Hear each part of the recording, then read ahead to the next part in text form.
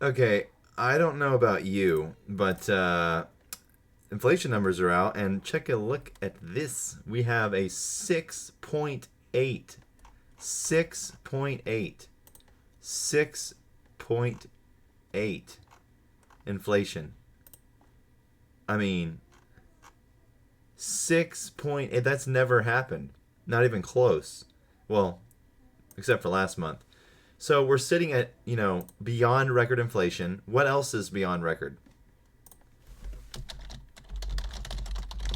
That's right, the repo market operations, right? So could this be a source of inflation? Could it be? I don't know. You tell me. Let's look historically.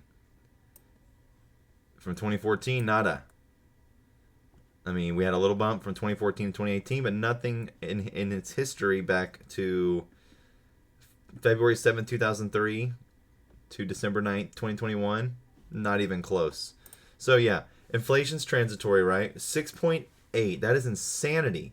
Um, Keep in mind, in 2008, right before the big, ordeal, we topped out at about 5.6 that July. And then it was down to about 3.7 by the time all hell broke loose. We're literally about double that right now. We're point 0.4 away from being double where we were in 2008. So, buckle up. Is that what you should say? 6 point freaking 8 inflation. That is insane. Buckle up. I mean, good lord.